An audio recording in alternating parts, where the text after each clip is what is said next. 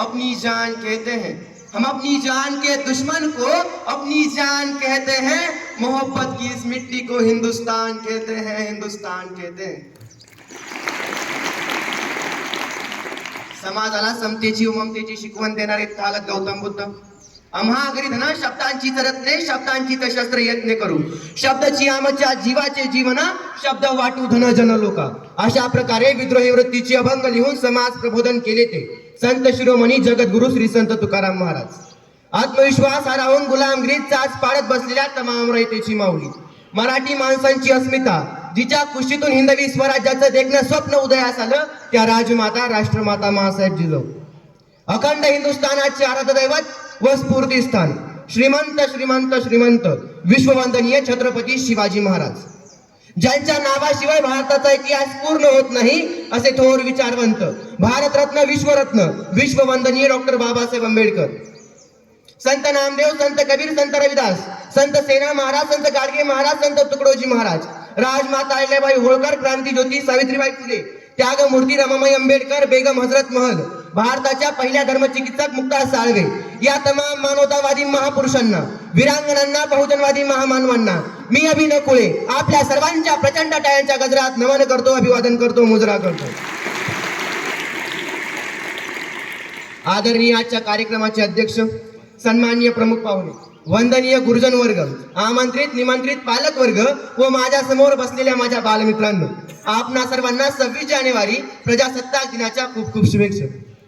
मित्रांनो, भारताला स्वातंत्र्य 15 ऑगस्ट 1947 या मंगळदिनी मिळाले असले तरी देशाचा राज्यकारभार व्यवस्थितपणे चालावा यासाठी घटना समिती नेमली गेली। डॉक्टर राजेंद्र प्रसाद घटना समितीचे अध्यक्ष व डॉक्टर बाबासाहेब आंबेडकर घटनेच्या मसुदा समितीचे अध्यक्ष। डॉक्टर बाबासाहेब आंबेडकर या घटनेच्या शिल्पकाराने अतिशय सुंदर अशी राज्यघटना 26 नोव्हेंबर 1949 रोजी देशाला दिली व देशाने ती 26 जानेवारी 1950 रोजी स्वीकारली। गेली 75 वर्ष भारत स्वतंत्र राष्ट्र म्हणून जगामध्ये महत्वाची भूमिका बजावत आहे। विविध क्षेत्रामध्ये प्रगती झाली आहे, परंतु सध्या परिस्थितीला माणसाला माणूस शोधण्याची फार मोठी गरज निर्माण झाली आहे। म्हणून म्हणावेसे वाटते, माणसा माणसा कधी होशील तू माणूस, लोभापायी माणसाचाही झाला कानूस। प्रगतीने माणसाचे डोळे दिपले आहेत, परंतु प्रगतीच्या या झगमगाटामध्ये माणुसकीचा धर्म हा लोप पावत चालल्या दिसून येत आहे। सर्वत्र संस्कारांचा अभाव निर्माण झाला आहे। आपल्या देशामध्ये जातीयता, बलात्कार, खून, दहशत, महापुरुषांचा पदोपदी अपमान, महापुरुषांबद्दल मत्सर पाहायला मिळतो। तेव्हा आजच्या गणतंत्र दिनी प्रश्न पडतो, सर, खरंच जगातील सर्वात मोठी लोकशाही असलेल्या देशात आपण राहतो का? आमचा प्रश्न हा नाही की आझाद किंवा हनुमान चालीसा भोंग्यातून म्हणावी की नाही। आमचा प्रश्न हा आहे की ज्या हातामध्ये वही पेन पुस्तक असायला होतं, त्या हातामध्ये दगड धोंडे बंदुका घेण्यासाठी ज्यांनी प्रवृत्त केलं, त्यांची मुलं धर्म वाचण्यासाठी रस्त्यावर का येत नाही? मित्रांनो, त्यांची मुलं हिंदू नाहीत का? त्यांची मुलं मुस्लिम नाहीत का? आज आमचे सर्व राजकीय नेते आपापसात भांडत आहेत, परंतु दरवर्षी होणाऱ्या हजारो शेतकऱ्यांच्या आत्महत्या, शेतमजुरांचे प्रश्न, एसटी कर्मचाऱ्यांचे प्रश्न, पोलीस कर्मचाऱ्यांचे प्रश्न असतील, त्यांच्या घराचे प्रश्न असतील, आमच्या बेरोजगार युवकांचे प्रश्न असतील, त्यांच्या हाताला काम नाही म्हणून त्यांच्या खिशात दाम नाही, दऱ्याखोऱ्यात राहणाऱ्या आदिवासी बांधवांचे प्रश्न असतील, या प्रश्नांवर एकही राजकीय नेता बोलायला तयार नाही। तेव्हा प्रश्न पडतो, अध्यक्ष महोदय, 75वा अमृत महोत्सवी स्वातंत्र्य वर्ष साजरा केल्या देशात आपण राहतो का? 1947 ला स्वातंत्र्य झालेल्या भारत देशाला आज 75वा अमृत महोत्सवी स्वातंत्र्य वर्ष साजरा करत असताना, हर घर तिरंगा ही मोहीम राबवत असताना संविधानिक पदावर असलेल्या उच्चपदस्थ व्यक्तींकडून महापुरुषांबद्दल अवमानकारक, अपमानकारक, टिंगलटवाळी करणाऱ्या न्यूज याने वर्तमानपत्राचे रकाने भरून येतात। तेव्हा आजच्या गणतंत्र दिनी प्रश्न पडतो, सर, खरंच लोकशाहीचा अर्थ आम्हाला समजला का?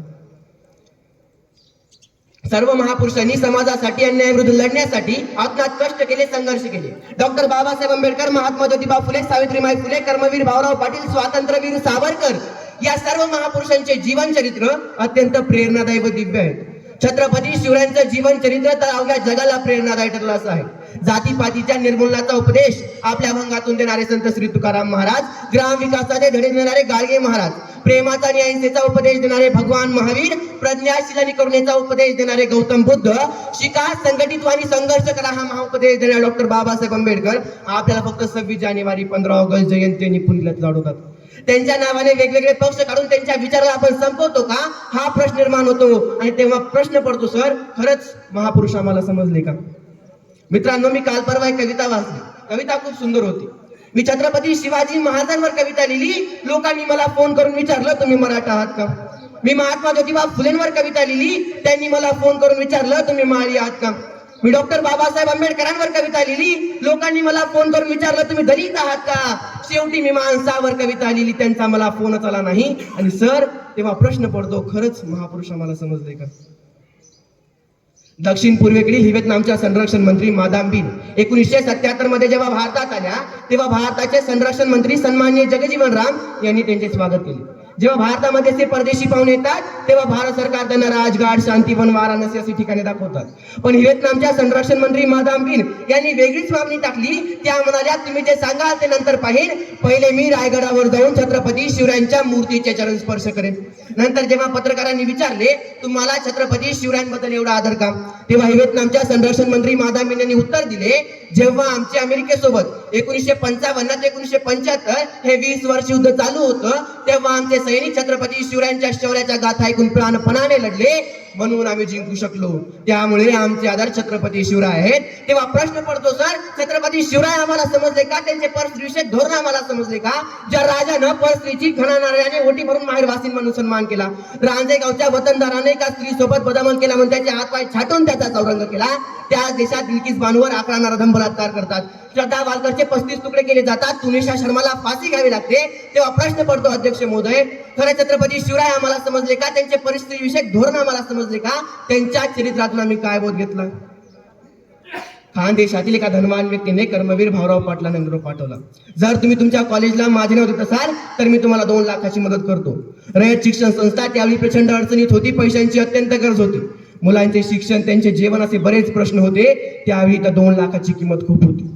पण कर्मवीर भाऊराव पाटलांनी त्या सावकारला पाणीदार अर्पणात उत्तर पाठविले, एक वेळ मी माझ्या जन्मदात्याचे नाव बदलीन, पण कॉलेजला दिलेले छत्रपती शिवरायांचे नाव बदलणार नाही. अशा स्वाभिमानी कर्मवीर भाऊराव पाटलांनी भीक मागितली.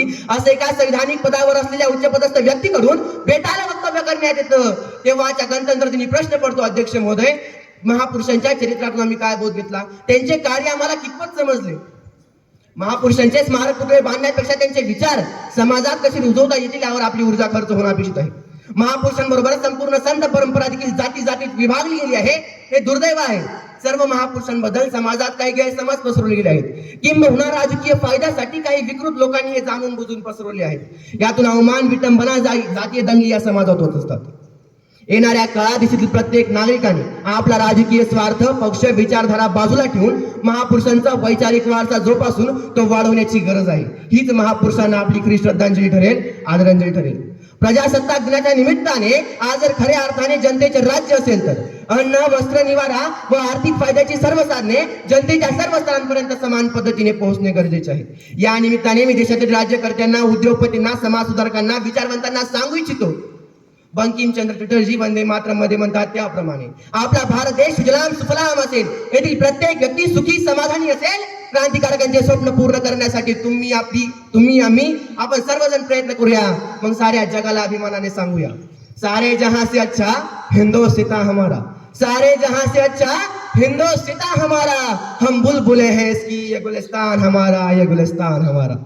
जाता जाता एवढंच म्हणून, एक रफी था महफिल महफिल रघुपति राघव गाता था, एक रफी था महफिल महफिल रघुपति राघव गाता था, एक प्रेमचंद था बच्चों को ईरगा सुनाता था, कभी कन्हैया की महिमा गाता हुआ रसखान दिखाई देता था, कभी कन्हैया की महिमा गाता हुआ रसखान दिखाई देता था. औरों को दिखते होंगे हिंदू और मुसलमान, मुझे तो हर शख्स के भीतर इंसान दिखाई देता है, मुझे तो हर शख्स के भीतर इंसान दिखाई देता है. क्योंकि ना हिंदू बुरा है ना मुसलमान बुरा है, क्योंकि ना हिंदू बुरा है ना मुसलमान बुरा है, जिस शख्स का किरदार बुरा है वो शख्स बुरा है, वो इंसान बुरा है. धन्यवाद. जय हिंद, जय महाराष्ट्र.